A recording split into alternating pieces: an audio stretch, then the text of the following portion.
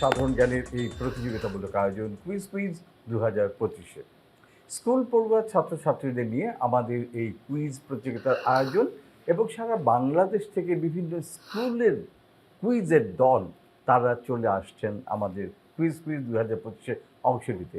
আজ এমনই দুটি স্কুল এসছেন ঢাকার বাইরে থেকে। চলুন প্রথমে তাদের সাথে আপনাদের পরিচয় করিয়ে দিই।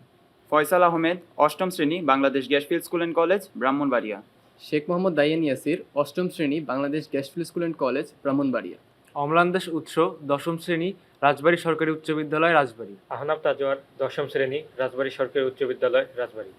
পরিচয় পেয়ে গেলেন, এবারে বলে দিই আমাদের অনুষ্ঠানের নিয়ম থাকছে আগের মতনই। আমরা দুটো রাউন্ডে ভাগ করেছি আমাদের অনুষ্ঠানকে। একটি হচ্ছে বিষয়ভিত্তিক রাউন্ড আর একটা হচ্ছে কুইজ রাউন্ড। এবং যেসব বিষয় থেকে আমরা প্রশ্ন করি সেগুলো হচ্ছে বাংলাদেশ, ভূগোল, সংস্কৃতি, বিজ্ঞান, প্রযুক্তি, ভূগোল, ইতিহাস, সাম্প্রতিক বিশ্ব। নম্বর বন্টনের বেলায় যেটা হয়, বিষয়ভিত্তিক রাউন্ডে আমরা প্রতিটি সঠিক উত্তরের জন্য দিই 10 নম্বর, ভুল হলে জরিমানা করি 5 নম্বর।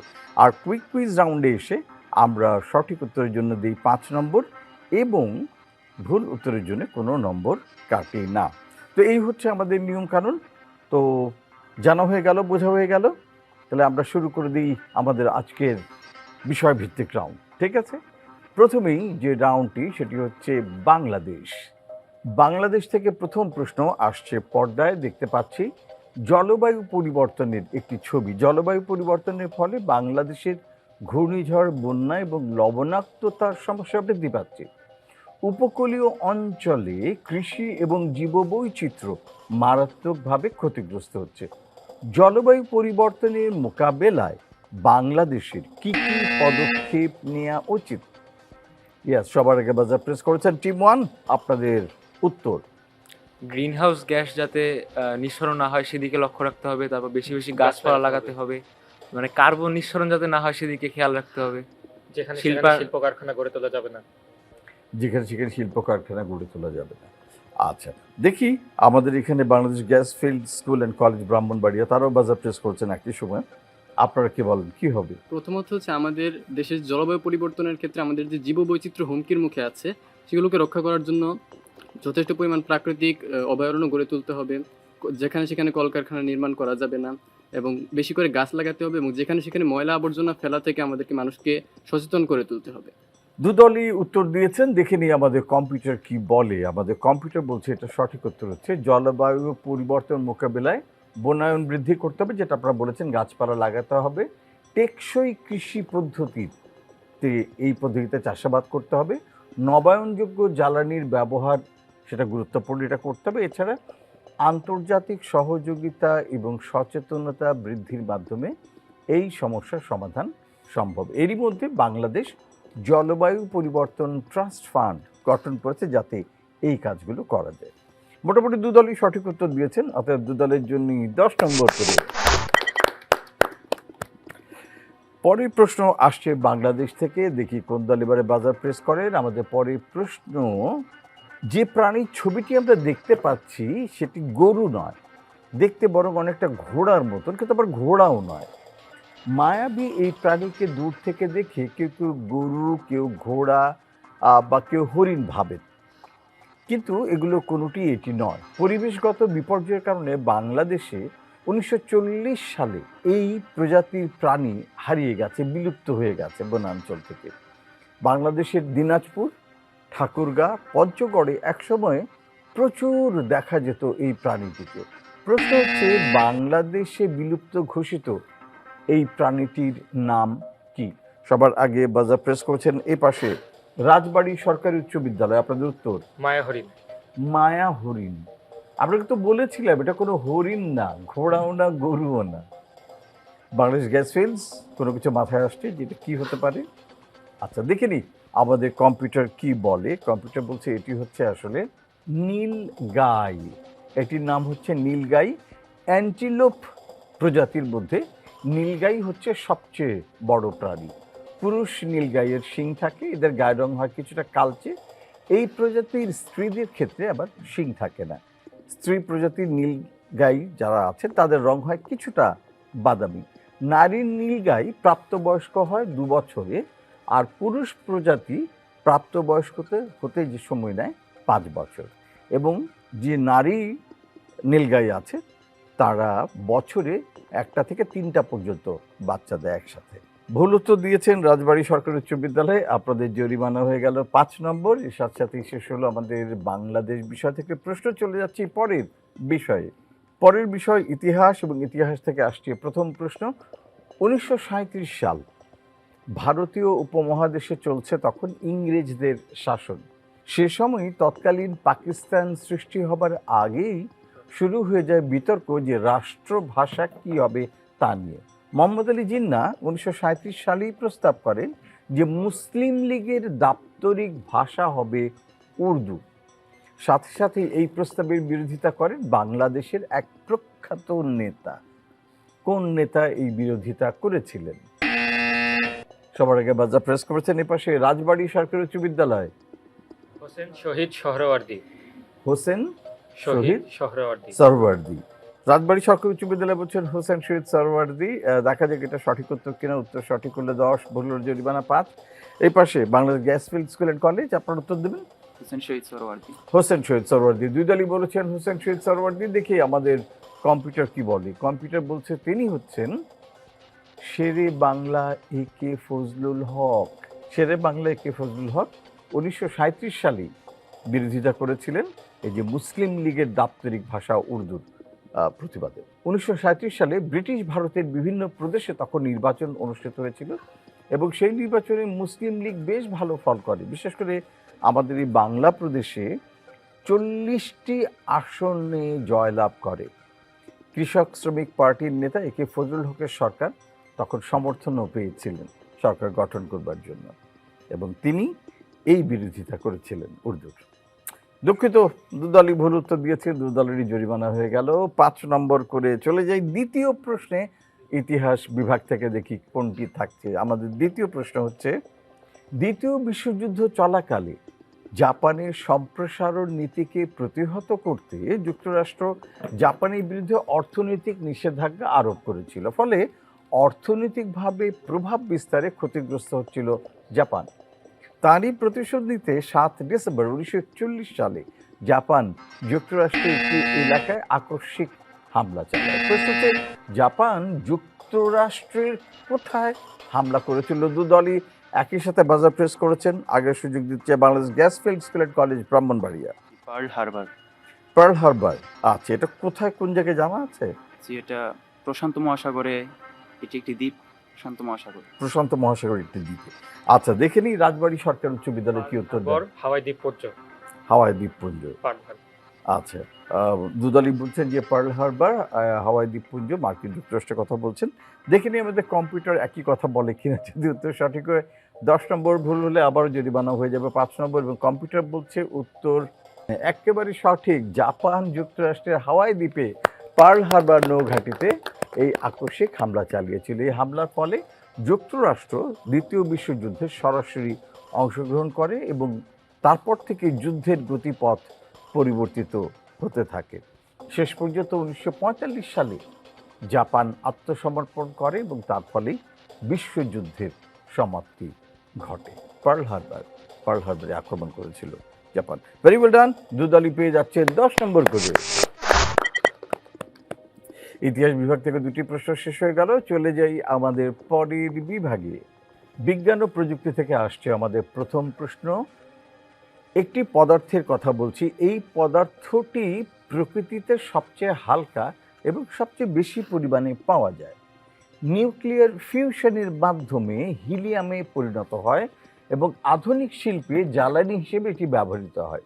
বিশেষ করে রকেট প্রপালশনে এটার ব্যবহার সবচেয়ে বেশি হয়। প্রশ্ন হচ্ছে, আমরা কোন পদার্থকে নিয়ে কথা বলছি? ছবিতে আমরা দেখতে পাচ্ছি নিউক্লিয়ার ফিউশন হচ্ছে, এবং কিভাবে হচ্ছে সেই প্রক্রিয়াটা দেখানো হচ্ছে, যে কিভাবে এটা হেলিয়ামে পরিণত হচ্ছে। বাজার চেপেছেন রাজবাড়ী সরকারি উচ্চ বিদ্যালয়, আপনাদের উত্তর হাইড্রোজেন। হাইড্রোজেন। দেখা যাক হাইড্রোজেন সঠিক উত্তর কিনা। আমাদের কম্পিউটার বলছে এটি সঠিক উত্তর হচ্ছে হাইড্রোজেন। ভেরি ওয়েল ডান, হাইড্রোজেন একেবারে সঠিক উত্তর। এটি পরিবেশ বান্ধব এবং ভবিষ্যতে জ্বালানি হিসেবে বিবেচিত হচ্ছে। প্রকৃতিতে এটি সবচেয়ে হালকা মৌলিক পদার্থ, এবং একটি সূর্যের ভেতর নিউক্লিয়ার ফিউশন প্রক্রিয়ায় শক্তি উপাদানের মূল উপাদান। Alright, very well done. Rajbari সরকারি উচ্চ বিদ্যালয়ে পেয়ে গেছে 10 নম্বর। চলে যাই আমাদের বিজ্ঞান ও প্রযুক্তি বিভাগের দ্বিতীয় প্রশ্ন, দেখি কি অপেক্ষা করছে আমাদের। পরের প্রশ্ন হচ্ছে 2023 সালে ফিফা ফুটবল খেলায় একটি নতুন প্রযুক্তি চালু করেছে যা ফুটবল ম্যাচের সিদ্ধান্ত গ্রহণে সহায়তা করে। এই নতুন প্রযুক্তি ব্যবহার করে ফুটবল ম্যাচে বলের অবস্থান এবং খেলোয়াড়দের স্থান নির্ধারণে সেন্সর এবং আর্টিফিশিয়াল ইন্টেলিজেন্স ব্যবহার করা হয়। সবচেয়ে বড় মুশকিল হয়ে যায় ফুটবল খেলায় রেফারির পক্ষে বুঝে ওঠা যে অফসাইড হয়েছে কি হয়নি, এবং অফসাইড নিয়ে সবচেয়ে বেশি বিতর্ক হয়। সো এই আর্টিফিশিয়াল ইন্টেলিজেন্স এবং সেন্সর ব্যবহার করার ফলে অফসাইডের সিদ্ধান্তটা এখন অনেক বেশি সঠিক হয়। প্রশ্ন হচ্ছে, এই যে নির্ভুলভাবে সিদ্ধান্ত নেওয়া যায়, এই যে প্রযুক্তিটি ব্যবহৃত হচ্ছে, প্রযুক্তিটির নাম কি? সবার আগে বাজার প্রেস করেছেন আবারও রাজবাড়ী সরকারি উচ্চ বিদ্যালয়। আপনাদের উত্তর VAR। VAR কি হয় এতে? এটা অফসাইডটা চেক করা হয়। Offside এটা VAR এর পুরো ইলাবোরেশন কি? ওইটা ঠিক এখন ওটা সঠিক না। আচ্ছা, আপনারা বলছেন VAR, তাই তো? আচ্ছা, দেখে নিই আমাদের কম্পিউটার কি বলে। আমাদের কম্পিউটার বলছে সঠিক উত্তর হচ্ছে semi automated offside technology, SAOT, সাউট যদি আমরা সংক্ষেপে বলি। প্রযুক্তির নামটি হচ্ছে সেমি অটোমেটেড অফসাইড টেকনোলজি। এই প্রযুক্তিতে যেটা হয়, অনেকগুলো ক্যামেরা ব্যবহার করে খেলোয়াড়দের গতিবিধি এবং অবস্থান চিহ্নিত করা হয়। তারপরে স্বয়ংক্রিয় সিস্টেম অফসাইড লাইন তৈরি করে এবং তখন অফসাইড লাইনটা তৈরি করে দেখিয়ে দেয় যে আসলে অফসাইডে ছিল কি ছিল না, নাকি অনসাইডে ছিল। তারপরে সেই সিদ্ধান্তটা রেফারিকে জানিয়ে দেয় এবং তখন রেফারি হুইসেল বাজিয়ে জানিয়ে দেন যে অফসাইড হয়েছে কি হয়নি। ঠিক আছে, semi automated offside technology, SAOT। দুঃখিত, রাজবাড়ী সরকারি উচ্চ বিদ্যালয়ে আপনাদের উত্তর ভুল হলো, জরিমানা হয়ে গেল 5 নম্বর। আর এর সাথে শেষ হয়ে গেল বিজ্ঞান ও প্রযুক্তি থেকে 2টি প্রশ্ন। চলে যাই আমাদের পরের বিষয়। আমাদের এবারের বিষয় হচ্ছে শিল্প ও সাহিত্য। একটি তৈলচিত্র আমরা দেখতে পাচ্ছি। এই তৈলচিত্রটির নাম হচ্ছে ফ্লোরা বা সাস্কিয়া অ্যাজ ফ্লোরা। হল্যান্ডের অ্যামস্টারডামে 1634 সালে এক চিত্রশিল্পী তাঁর স্ত্রী সাস্কিয়া ভ্যান ওয়েলেনবার্গকে দেবী ফ্লোরা হিসেবে চিত্রিত করে এই ছবিটি এঁকেছিলেন। দেবী ফ্লোরা হচ্ছেন প্রাচীন পৌরাণিক কাহিনীর চরিত্র। সেই দেবীর আদলেই ফ্লোরা চিত্রকর্মটি তৈরি করেন এবং এখন এটা সেন্ট পিটসবার্গের হার্মিটেজ জাদুঘর যেটি আছে সেখানে সংরক্ষিত আছে। প্রশ্ন হচ্ছে যে কোন বিখ্যাত চিত্রশিল্পী এই ছবিটি এঁকেছিলেন? ইয়েস, আমাদের নবম শ্রেণীর চারুকলা বইতে এই চিত্রকর্মটির ছবি আছে। উত্তর দেওয়ার জন্য তৈরি Bangladesh gas field school and college Brahmanbari. আপনাদের উত্তর Leonardo da Vinci. Leonardo da Vinci বলছেন, দেখা যাক তিনি লিওনার্দো দা ভিঞ্চি কিনা। আমাদের কম্পিউটার বলছে তিনি হচ্ছেন রেমব্র্যান্ড হারমেনজেই ফান রেইন, সংক্ষেপে যাকে আমরা সবাই রেমব্র্যান্ড নামেই চিনি। তিনি 1606 সালের 15 জুলাই জন্মগ্রহণ করেন এবং 1669 সালের অক্টোবরের 4 তারিখে মৃত্যুবরণ করেন। হল্যান্ডের সবচেয়ে বিখ্যাত শিল্পী বলা হয় তাকে, এবং ইউরোপের ইতিহাসের সেরা চিত্রশিল্পী এবং ছাপ চিত্রশিল্পীদের তিনি অন্যতম। 1700 শতকে যখন স্বর্ণযুগ চলছিল হল্যান্ডে, তখন তিনি চিত্রশিল্পে তার অসামান্য অবদান রাখেন। রেমব্র্যান্ড হারমেনজেই ফান রেইন, সংক্ষেপে যাকে আমরা রেমব্র্যান্ড নামে চিনি। দুঃখিত, Bangladesh gas field school and college Brahmanbaria, জরিমানা হয়ে গেল 5 নম্বর। চলে যাই আমাদের পরের প্রশ্নে শিল্প সাহিত্য সংস্কৃতি থেকে। আমাদের পরের প্রশ্ন আসছে পর্দায়। আমরা আমাদের বাংলাদেশের ঐতিহ্যবাহী একটি শিল্প দেখতে পাবো, এক ধরনের গান শুনতে পাবো, যেটাকে বলা হয় আমাদের ঐতিহ্যবাহী লোকসঙ্গীত, যার প্রকারটি হচ্ছে জারি গান। আমরা বলি না জারি সারি গান, সেরকম একটা জারি গান আমরা এখন শুনবো। ওরে তোমার লাইগা করছে তয়ার রে আল্লাহ তামামটা দুনিয়া রে, ওরে বন্ধু তুমি আবার কবে আইবা তোমার লাইগা করছে তৈয়ারি রে আল্লাহ তামামটা দুনিয়া রে ওরে বন্ধু তুমি আবার কবে আইবা। জারি গান এটা হচ্ছে পয়ার ছন্দে রচিত আখ্যানমূলক গাঁথা বা পাঁচালী। জারি এইটি ফার্সি শব্দ, এটার অর্থ হচ্ছে ক্রন্দন, বিলাপ বা প্রচার করা। এক হৃদয় বিদারক বিয়োগান্তক ঘটনাকে কেন্দ্র করে 1700 শতক থেকে বাংলায় জারি গানের উদ্ভব হয়। পরে জারি গানে অন্যান্য বিষয় এসছে। অনেক অঞ্চলে মক্কার জন্মকথা, জহরনামা, শাহজালালের জারি, সোহরাব রুস্তমের জারি ভীষণ জনপ্রিয়। আমাদের প্রশ্ন হচ্ছে যে কোন হৃদয় বিদারক বিয়োগান্তক ঘটনাকে কেন্দ্র করে জারি গানের উদ্ভব ঘটেছিল আমাদের বাংলায়। ঘটনাটি আমাদের জারি গানে সবচেয়ে জনপ্রিয়। যে ঘটনাটিকে কেন্দ্র করে জারি গান গাওয়া হয় সেই ঘটনাটি আমাদের সাধারণ ধর্মপ্রাণ মানুষদের মধ্যে প্রবল জনপ্রিয়। প্রশ্ন হচ্ছে কোন হৃদয় বিদারক বিয়োগান্তক ঘটনাকে কেন্দ্র করে এই জারি গানের উদ্ভব হয়েছিল। দুদলই চেষ্টা করে যাচ্ছে, দেখা যাক আমাদের এই যে লোকসঙ্গীতের ঐতিহ্য এটা সম্পর্কে তারা কতটুকু জানেন। দুদলই মনে হচ্ছে না উত্তর দেবেন। চলে যে আমাদের কম্পিউটারের কাছে দেখি কম্পিউটার কি বলে। আমাদের কম্পিউটার বলছে এটি হচ্ছে জারি গানের উদ্ভব হয়েছিল কারবালার হৃদয় বিদারক বিয়োগান্তক ঘটনাকে কেন্দ্র করে, হাসান হোসেনের কাহিনী নিয়ে আমাদের গ্রাম বাংলায় জারি গান হতো। সেই ঘটনাকে আনুষ্ঠানিকভাবে স্মরণ করার জন্য মহররম মাসের প্রথম 10 দিন হজরত ইমাম হোসেন এবং তার পরিবারবর্গের সদস্যদের স্মরণে মার্সিয়া এবং জারি গান গাওয়া হয়ে থাকে। পাশাপাশি সামাজিক, রাজনৈতিক, ধর্মীয়, প্রাকৃতিক দুর্যোগ, দাঙ্গা হাঙ্গামা, অনেক সময় ব্যঙ্গ রসাত্মক বিষয়, পরিবার পরিকল্পনা সহ বিভিন্ন বিষয় এই জারি গান রচনা করা হয় এবং সেটা পরিবেশন করা এবং সেগুলো জনপ্রিয়তা পায়। এর সাথে সাথে শেষ হয়ে গেল আমাদের শিল্প সাহিত্য সংস্কৃতি থেকে 2টি প্রশ্ন। চলে যাই আমাদের পরের বিষয়ে। আমাদের পরের বিষয় ভূগোল থেকে আসছে প্রথম প্রশ্ন। আমরা একটা দেশের নাম জানতে চাইব, আফ্রিকা মহাদেশের দেশ এটি। এই দেশটি আফ্রিকার সবচেয়ে বড় জনসংখ্যার দেশ এবং সবচেয়ে বেশি তেল উৎপাদনকারী দেশ। সাহারা মরুভূমির দক্ষিণে অবস্থিত হওয়ায় এর জলবায়ু গ্রীষ্মমণ্ডলীয় এবং খরাপ্রবণ। তবে দেশটার ভূগর্ভস্থ তেল এবং খনিজ সম্পদ এর অর্থনীতিকে চালিত করে। ভৌগোলিক অবস্থানের কারণে দেশটি বিশ্বের শক্তি খাতে গুরুত্বপূর্ণ ভূমিকা পালন করে। প্রশ্ন হচ্ছে আমরা কোন দেশের কথা বলছি?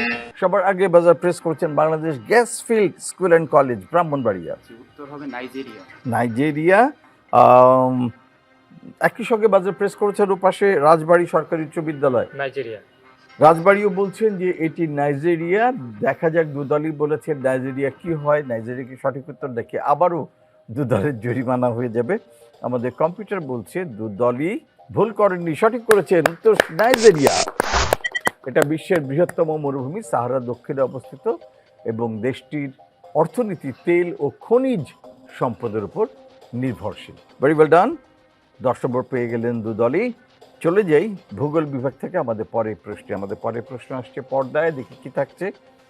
বাংলাদেশের নদী, সারা বাংলাদেশের মানচিত্রে যদি আমরা নদীকে আঁকি তাহলে এভাবেই পুরো বাংলাদেশ জুড়ে শিরা উপশিরার মতন করে নদী রেখা দেখতে পাই। বাংলাদেশের মোট নৌপথের দৈর্ঘ্য হচ্ছে 24,000 কিলোমিটার, কিন্তু নৌ পরিবহনযোগ্য নৌপথের দৈর্ঘ্য মাত্র 5,968 কিলোমিটার। তাও আবার যখন শুকনো মৌসুম আসে সে সময় সেটা কমে দাঁড়ায় 3,865 কিলোমিটারে। নৌপথের সম্ভাব্য ন্যূনতম গভীরতা, অর্থাৎ যে কোনো যানবাহন চলতে হলে, নৌবাহন চলতে হলে, নৌযান চলতে হলে তার একটি গভীরতার দরকার পড়ে। এক একটা নৌযান এক এক ধরনের গভীরতা প্রয়োজন পড়ে। লিস্ট অ্যাভেলেবল ডেপথ এলএডির উপর ভিত্তি করে বাংলাদেশে এই অভ্যন্তরীণ নৌ চলাচল গতিপথ নির্ধারিত হয়ে থাকে। প্রশ্ন হচ্ছে বাংলাদেশের নদীসমূহে জাহাজ, ফেরি, নৌযান এগুলো যে চলাচল করে, এটার চলাচলটা পরিচালনা করার, এটা ট্রাফিক সিস্টেম ম্যানেজ করার দায়িত্বটা পালন করে কোন রাষ্ট্রায়ত্ত প্রতিষ্ঠান? ইয়েস, সবার আগে বাজার প্রেস করছে রাজবাড়ী সরকারি উচ্চ বিদ্যালয়। বিআইডব্লিউটিসি। BIWTC কি হয় BIWTC তে? আমার গ্রামের বাড়ি ওই দিক তো, মানে নদী পার হয়ে যাওয়ার আগে আমি শুনেছি নামটা। শুনেছেন নামটা BIWTC, তাই তো? কিন্তু পুরো অর্থটা জানা নেই। না। আচ্ছা, দেখে নেই আমাদের কম্পিউটার কি বলে।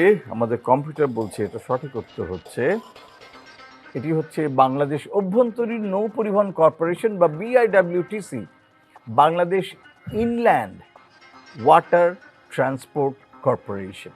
বাংলাদেশ সরকারের মালিকানাধীন এই প্রতিষ্ঠান, যেটা বাংলাদেশের নদীসমূহে জাহাজ, ফেরি, নৌযান কিভাবে চলবে সেটা তারা পরিচালনা করেন, ট্রাফিক ম্যানেজমেন্টটা করেন। এটা প্রধান কার্যালয় ঢাকা অবস্থিত। 1972 সালে BIWTC প্রতিষ্ঠিত হয়। তৎকালীন পূর্ব পাকিস্তান শিপিং কর্পোরেশন এবং অন্যান্য ব্যক্তি মালিকানাধীন যে শিপিং কর্পোরেশনগুলো ছিল সেগুলোকে জাতীয়করণ করে BIWTC, বাংলাদেশ অভ্যন্তরীণ নৌ পরিবহন কর্পোরেশন প্রতিষ্ঠা করা হয়। ভেরি ওয়েল ডান। ছোটবেলার স্মৃতি আপনাকে 10 নম্বর এনে দিয়েছে রাজবাড়ী। ভেরি ওয়েল ডান। এই সাথে শেষ হয়ে গেল ভূগোল থেকে আমাদের দুটি প্রশ্ন। চলে যাই আমাদের পরের বিষয়ে, বিষয়ভিত্তিক রাউন্ডের শেষ বিষয় খেলাধুলা। দেখা যাচ্ছে একজন খেলোয়াড়কে বাংলাদেশের পতাকা হাতে তিনি দারুণ আনন্দিত।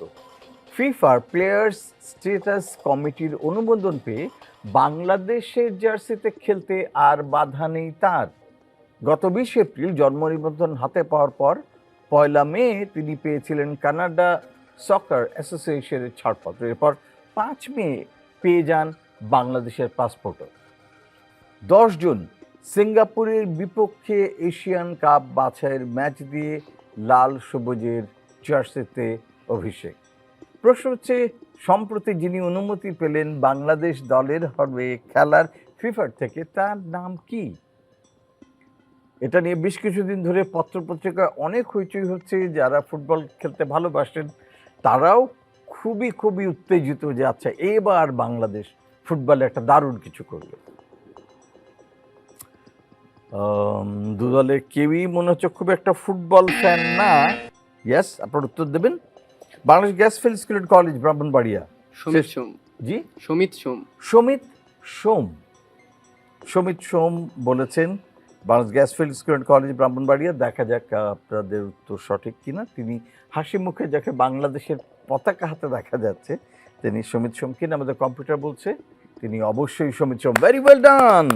Bangladesh gas field school and college Brahmanbaria একেবারে সঠিক উত্তর। তিনি বাংলাদেশি বাবা মায়ের সন্তান। সমিতের জন্ম, বেড়ে ওঠা কানাডায়। 27 বছর বয়সে এই মিডফিল্ডার 2020 সালে কানাডার জাতীয় দলের হয়ে 2টি ম্যাচও খেলেছেন। লম্বা সময় আন্তর্জাতিক ফুটবল না খেলা সমিত ক্লাব ফুটবলে ক্যানাডিয়ান প্রিমিয়ার লিগ দলের ক্যাভেলারি এফসিতে খেলেছেন এবং আমরা প্রার্থনা করছি যে তিনি দলে যোগ দেবার পরে বাংলাদেশ দল নতুন শক্তিতে এগিয়ে যাবে। ভেরি ওয়েল ডান। খেলাধুলা থেকে প্রথম প্রশ্নেই বাজিমাত করে দিলেন Bangladesh gas field school and college Brahmanbaria. চলে যাই আমাদের পরের প্রশ্নে খেলাধুলা বিভাগে, দেখি কি থাকছে। আমাদের পরের প্রশ্ন হচ্ছে, একজন ক্রিকেটারকে দেখতে পাচ্ছি যার বয়স মাত্র 14 বছর। এই বয়সে বেশিরভাগ বাচ্চাই স্বপ্ন দেখা যায় আইসক্রিম খাবে, কিন্তু IPL শুরুর 3 বছর পরে এই ক্রিকেটারের জন্ম। কিন্তু তিনি IPL এর 3 নম্বর ম্যাচেই 11টি ছক্কা এবং 7টি 4 মেরে 38 বলে 101 রানের ইনিংস করার রেকর্ড গড়েছেন।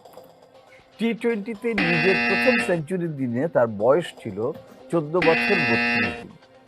T20 ইতিহাসে সর্বকনিষ্ঠ এই সেঞ্চুরিয়ানের নাম কি? সবার আগে বাজার প্রেস করছে Bangladesh gas field school and college Brahmanbaria. আপনাদের উত্তর বৈভব। বৈভব পুরো নাম জানা আছে? পুরো নামটা ঠিক জানা না। পুরো নাম জানা নেই। জি, রাজবাড়ী সরকারি উচ্চ বিদ্যালয়। বৈভব সূর্যবংশী। বৈভব সূর্যবংশী। দেখা যাক, দুদলই বলেছেন বৈভব। আমাদের কম্পিউটার কি বলে? কম্পিউটার বলছে তিনি হচ্ছেন Vaibhav Suryavanshi. Very well done. IPL এর সবচেয়ে কম বয়সে সবচেয়ে কম বল খেলে 50 পাওয়ার 2টি রেকর্ডও বৈভবের। এই ম্যাচে মোট 12টা নতুন রেকর্ড গড়েছেন বৈভব সূর্যবংশী। অবশ্য পরের ম্যাচে তিনি 0 রানে আউট হয়ে গেছেন। সেই ম্যাচে তিনি 101 রান করেছেন বটে, কিন্তু পরের ম্যাচে আউট হয়ে গেছেন 0 রানে।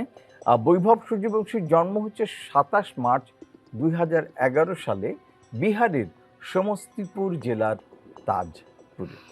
দুদলে দিয়েছেন সঠিক উত্তর, দুদলই পেয়ে যাচ্ছেন 10 নম্বর করে। প্রশ্ন উত্তর করার এই পর্যায়ে এসে আমরা এখন একটু গল্প করতে চাই প্রথমে রাজবাড়ী সরকারি উচ্চ বিদ্যালয়ের সাথে। আমাদের সাথে আছেন অম্লান দাস, উচ্চ 10ম শ্রেণীতে পড়ছেন। উচ্চ, আমাকে যদি একটু বলেন যে বড় হয়ে কি হতে চান আপনি? বড় হয়ে আমি ডাক্তার হব। ডাক্তার হতে চাচ্ছেন কেন? কারণ এই সেক্টরটার প্রতি আমার একটা একটা ভালোবাসা আছে, একটা অ্যাট্রাকশন আছে। চমৎকার। তো ডাক্তারি পড়তে হলে কি পড়তে হয় জানেন তো? হ্যাঁ, MBBS। আচ্ছা, এখন আসতে চাই আহনাফ তাজওয়ার, আপনিও 10ম শ্রেণীতে পড়ছেন। তাজওয়ার, আপনি যদি বলেন আপনার জীবনের স্বপ্ন কি? আমার জীবনের স্বপ্ন বড় হয়ে পদার্থবিজ্ঞানী হওয়া একজন। পদার্থবিজ্ঞানী? ওরে বাবা, কঠিন বিষয়। এত কিছু ছেড়ে পদার্থবিজ্ঞানী কেন? কারণ পদার্থবিজ্ঞান প্রকৃতির সকল রহস্য উন্মোচন করতে চেষ্টা করে। তারপর পদার্থবিজ্ঞানের বিভিন্ন গাণিতিক জটিল সমস্যা রয়েছে, যেগুলো সমাধান করতে আমার আগ্রহী আমি। অঙ্ক করতে ভালো লাগে? জি। আরে বা, আমরা তো সবাই অঙ্ক ভয় পাই, আর আপনার অঙ্ক করতে ভালো লাগে। আপনাদের স্কুলের এক্সট্রা কারিকুলার অ্যাক্টিভিটিস সম্পর্কে যদি বলেন, আপনাদের স্কুল সম্পর্কে যদি একটু আমাদেরকে জানান। আমাদের স্কুল আমাদের এলাকার মধ্যে অন্যতম একটা প্রাচীন স্কুল। এটা 1892 সালে প্রতিষ্ঠা হয়েছিল। গিরিজাশঙ্কর মজুমদার এবং অভয়শঙ্কর মজুমদার, এই দুজন হলো আমাদের স্কুল প্রতিষ্ঠা করেন। এখন আমাদের রাজবাড়ী শহরের সবচেয়ে সেরা স্কুল বলতে আমাদের স্কুলটাই। তো এক্সট্রা কারিকুলার অ্যাক্টিভিটিস বলতে আমাদের স্কুলে বিজ্ঞান ক্লাব আছে, সাংস্কৃতিক ক্লাব আছে, খেলাধুলার আরো ক্লাব আছে। আচ্ছা, তো প্রতি বছর সাংস্কৃতিক অনুষ্ঠানের আয়োজন করা হয় স্কুল থেকে। আচ্ছা, আপনাদের স্কুলে কি, যদি তাজওয়ার আমাকে একটু বলেন, আপনাদের স্কুলে কি বিতর্ক ক্লাব, কুইজ ক্লাব, তারপরে স্কাউটিং, গার্লস গাইড, এসব কি আছে? জি, এগুলো সব আছে। অনেক ধন্যবাদ আপনাদেরকে, রাজবাড়ী সরকারি উচ্চ বিদ্যালয়। খুব ভালো লাগলো আপনাদের সাথে গল্প করে। সুদূর ব্রাহ্মণবাড়িয়া থেকে আসা Bangladesh gas field school and কলেজের সাথে দুজন আছেন আমাদের সাথে। ফয়সাল আহমেদ 8ম শ্রেণীতে পড়ছেন। ফয়সাল, কুইজের ব্যাপারে আপনার আগ্রহ জন্মালো কি করে? কুইজের মূল কথাটা মূলত আমার বন্ধু আমার দায়ান আমাকে জানায়। তো সে কথা শুনে আমি অনেক আগ্রহী যাই, এবং কুইজের প্রতি আমার ইচ্ছা ছোটবেলা থেকে। আচ্ছা, যে সকল জিনিস আন্তর্জাতিক হোক, সংস্কৃতি ভিত্তিক, এগুলো জানার অনেক ইচ্ছা।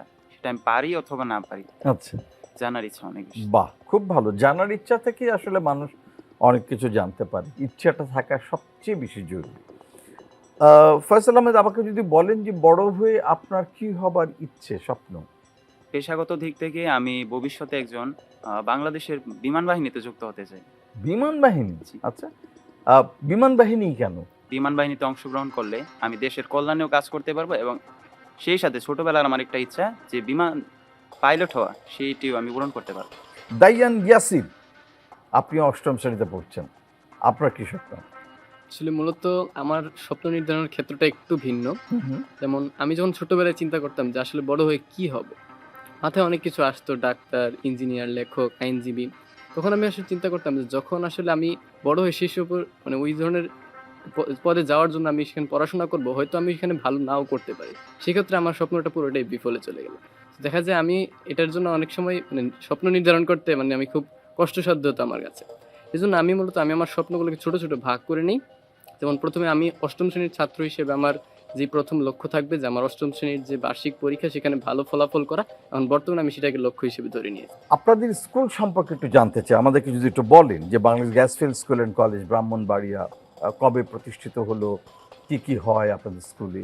তো Bangladesh gas field school college হচ্ছে আমাদের ব্রাহ্মণবাড়িয়া জেলার মধ্যে যে বেসরকারি স্কুল বা প্রাইভেট স্কুলের মধ্যে অন্যতম, এবং এর পারিপার্শ্বিক পরিবেশ এবং শিক্ষার মান এবং আমাদের যে একাডেমিক শিক্ষার পাশাপাশি কো কারিকুলার অ্যাক্টিভিটিস, বিভিন্ন ধরনের ক্লাব, আমাদের প্রায় বলা যায় 10 থেকে 12টা ক্লাব রয়েছে। তার সাথে স্কাউট, গার্লস গাইড, রেড ক্রিসেন্টের বিভিন্ন দল রয়েছে, এবং মাসিক এবং সাপ্তাহিকভাবে এদের মিটিং থাকে, এবং সেই মিটিং অনুযায়ী আসলে এদের একটা কার্যক্রম নিয়মিতই থাকে, এবং আমরাও নিয়মিত সেখানে সক্রিয় অংশগ্রহণ থাকে। আচ্ছা, তো আপনি কোন কোন ক্লাবের সদস্য?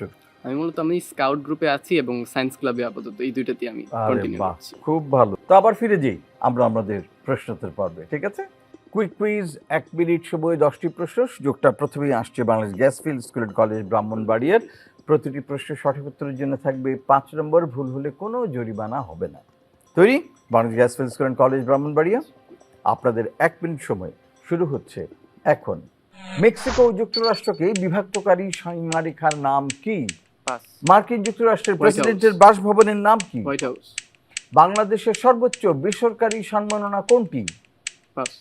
বিটিভির সংবাদ ভিত্তিক নতুন চ্যানেলের নাম কি? BTV world. BTV world Padma সেতু 2 প্রান্তে কোন দুটি জেলা রয়েছে? পাস। স্যাটেলাইট ভিত্তিক ইন্টারনেট সেবাদানকারী কোন সংস্থা সম্প্রতি বাংলাদেশে কার্যক্রম শুরু করবে? পাস। ফ্লোরিডা অঙ্গরাজ্য যুক্তরাষ্ট্র কোন দেশ থেকে ক্রয় করেছিল? কানাডা। মোবাইল ফোনের ব্যাটারিতে বহুল ব্যবহৃত বিরল ধাতুর নাম কি? পাস। চীনের রাজধানীর নাম? বেইজিং। বেইজিং। বায়ুমণ্ডলের কোন গ্যাস সূর্যের অতি বেগুনি রশ্মি প্রতিরোধ করে? মেক্সিকো ও যুক্তরাষ্ট্রকে বিভক্তকারী সীমারেখার নাম কি? মার্কিন যুক্তরাষ্ট্রের প্রেসিডেন্টের হোয়াইট হাউস। বাসভবনের নাম? White house. বাংলাদেশের সর্বোচ্চ বেসরকারি সম্মাননা? বিটিভি সংবাদ ভিত্তিক নতুন BTV চ্যানেলের ওয়ার্ল্ড। নাম? বিটিভি ওয়ার্ল্ড পদ্মা সেতু 2 প্রান্তে কোন দুটি জেলা? এর সাথে সাথেই শেষ হয়ে গেল 1 মিনিট সময়। দেখে নিই কটি প্রশ্নের সঠিক উত্তর আমরা পেলাম Bangladesh gas field school and college Brahmanbaria থেকে। আমাদের কম্পিউটার বলছে মেক্সিকো ও যুক্তরাষ্ট্রকে বিভক্তকারী সীমারেখার নাম হচ্ছে সেনোরা লাইন। মার্কিন যুক্তরাষ্ট্রের প্রেসিডেন্ট বাসভবনের নাম হোয়াইট হাউস। সঠিক উত্তর। বাংলাদেশের সর্বোচ্চ বেসরকারি সম্মাননা হচ্ছে স্বাধীনতা পুরস্কার। বিটিভি সংবাদ ভিত্তিক নতুন চ্যানেলের নাম হচ্ছে বিটিভি নিউজ। পদ্মা সেতু 2 প্রান্তে শরীয়তপুর মুন্সিগঞ্জ স্যাটেলাইট ভিত্তিক ইন্টারনেট সেবা দানকারী সংস্থার নাম স্টারলিংক।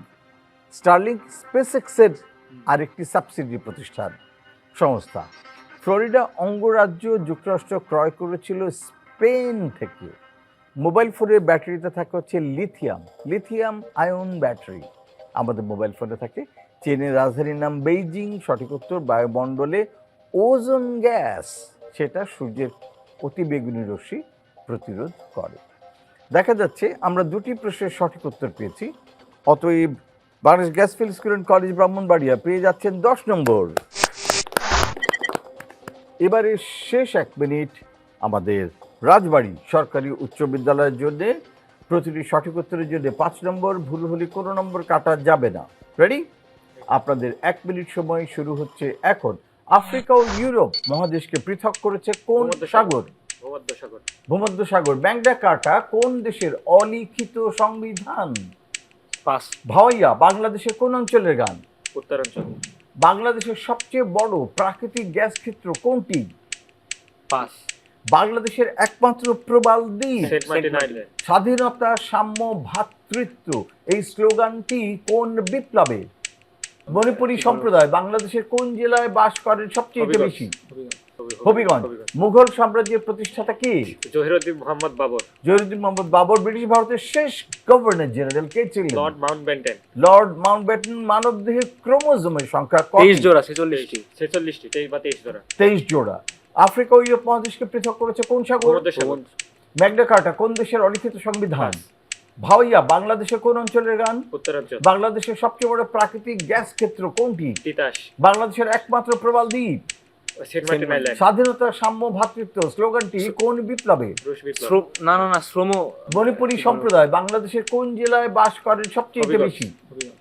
হবিগঞ্জ। মুঘল সাম্রাজ্যের প্রতিষ্ঠাতা? জহিরুদ্দিন মোহাম্মদ বাবর। ব্রিটিশ ভারতের শেষ governor Lord general? Mountbatten. Lord Mountbatten. বাংলাদেশে মানবদেহে ক্রোমোজোমের সংখ্যা কটি? 23 জোড়া বা 46। 23 জোড়া বা 46। সাথে সাথে শেষ হয়ে গেল 1 মিনিট। দেখে নিন কটি প্রশ্নের সঠিক উত্তর পেয়েছি আমরা রাজবাড়ী সরকারি উচ্চ বিদ্যালয় থেকে।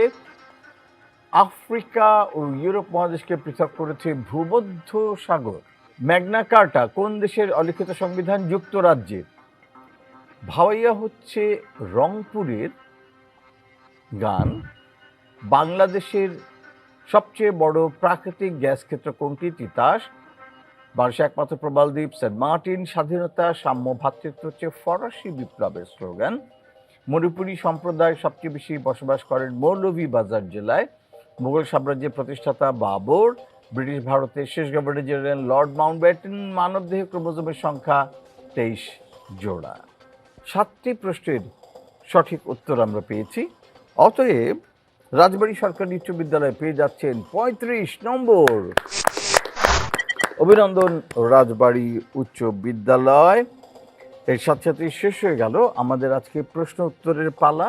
এখন জানিয়ে দিই যে আমাদের সাথে যোগাযোগের পালাটা কিভাবে সারবেন। আমাদের সাথে যোগাযোগ করার খুব সহজ উপায় হচ্ছে ফেসবুকে যোগাযোগ করা। আমাদের ফেসবুক পেজ হচ্ছে কুইজ কুইজ। ফেসবুকে গিয়ে কুইজ কুইজ লিখে সার্চ দিলেই আমাদের পেজ পেয়ে যাবেন। সেখানে আপনি আমাদের সমস্ত আপডেটেড ইনফরমেশন পাবেন, আমাদের এপিসোডগুলো দেখতে পাবেন। আপনার যদি কোনো কিছু জানার থাকে সেটিও আপনি জানতে পারবেন আমাদের ফেসবুক পেজে। আর কেউ যদি এমন রাজবাড়ী স্কুল বা বাংলাদেশ গ্যাস ফিল্ড স্কুলের মতন অংশ নিতে চান আমাদের কুইজ কুইজে 2025-এ, তাহলে ছোট্ট একটা কাজ করতে হবে। সেটি হচ্ছে আপনার স্কুলে 6ষ্ঠ থেকে 10ম শ্রেণীতে পড়ুয়া 2জন কুইজারকে নিয়ে গঠন করতে হবে একটা দল। তারপরে তাদের নাম, ঠিকানা, যোগাযোগের নাম্বার এই সব কিছু লিখে স্কুলের প্যাডে প্রধান শিক্ষকের স্বাক্ষর নিয়ে পাঠিয়ে দিতে হবে আমাদের কাছে। আমাদের কাছে আবেদন পাঠানোর ঠিকানা প্রযোজক কুইজ কুইজ 2025, কক্ষ নাম্বার 3023, বাংলাদেশ টেলিভিশন, রামপুরা, ঢাকা। পাঠিয়ে দিন আপনার আবেদন আর অংশ নিন কুইজ কুইজ 2025-এ। দেখতে দেখতে আমরা চলে এসেছি আমাদের অনুষ্ঠানের শেষ প্রান্তে। বলে দেবার পালা কোন দল কত নম্বর অর্জন করলেন। দেখা যাচ্ছে রাজবাড়ী সরকারি উচ্চ বিদ্যালয়ের অম্লান দাস উৎস এবং আহনাফ তাজভার, তারা দুজনই 10ম শ্রেণীর ছাত্র। তারা অর্জন করেছেন সর্বমোট 80 নম্বর। অভিনন্দন রাজবাড়ী সরকারি উচ্চ বিদ্যালয়। এরপরে Bangladesh gas field school and college Brahmanbaria, Faisal Ahmed, Daiyan Yasir, দুজনই 8ম শ্রেণীর ছাত্র। তারা দুই বন্ধু মিলে দলের জন্য অর্জন করছেন সর্বমোট 50 নম্বর। অভিনন্দন Bangladesh gas field school college Brahmanbaria. অনেক ধন্যবাদ আপনাদের দু দলকেই এত দূর থেকে এসেছেন এবং আমাদের কুইজ কুইজে অংশ নিয়েছেন সেজন্য। একটা মজার তথ্য আপনাদের সাথে শেয়ার করতে চাই। সেটা হচ্ছে যে দেখা যাচ্ছে পরিসংখ্যান বলছে বাংলাদেশে আমাদের যারা তরুণ রয়েছেন বা কিশোর রয়েছেন আমাদের দুই স্কুলের শিক্ষার্থীদের মতন, তাদের মধ্যে 77% যারা মোবাইল ব্যবহার করছেন তারা অনেক বেশি মোবাইলে আসক্ত হয়ে পড়ছেন। দিনে গড়ে 5 থেকে 6 ঘন্টা করে মোবাইল ব্যবহার করছেন। দীর্ঘ সময় মোবাইল ব্যবহার করার ফলে মাথা ব্যথা করে, চোখের জ্যোতি কমে আসে, ফলে দেখা যায় চশমা পড়তে হয় খুব অল্প বয়সে, অস্থিরতা বাড়ে। কিন্তু সবচেয়ে খারাপ জিনিস যেটা সেটা হচ্ছে একেবারেই মনোযোগ কমে যায়। অনেকবার পড়লেও আপনার পড়া মুখস্থ হবে না, অঙ্ক করতে গেলে ভুল হবে, চিন্তা শক্তির ব্যত্যয় ঘটে। আমরা মোবাইল ফোন ব্যবহার করব, আমরা কম্পিউটার ব্যবহার করব, করতেই হবে, এগিয়ে যেতে হলে প্রযুক্তি লাগবেই, কিন্তু সীমিত সময়ের মধ্যে আমাদের ব্যবহার করতে হবে।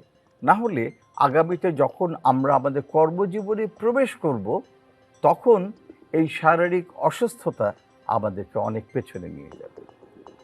তো দেখা হবে আপনাদের সাথে আগামী সপ্তাহে সেম টাইম সেম চ্যানেল আমাদের প্রিয় বাংলাদেশ টেলিভিশনের পর্দায়। ততক্ষণ পর্যন্ত ভালো থাকুন, সুস্থ থাকুন, জ্ঞানের সঙ্গে থাকুন, প্রযুক্তির সঙ্গে থাকুন। Happy cuisine.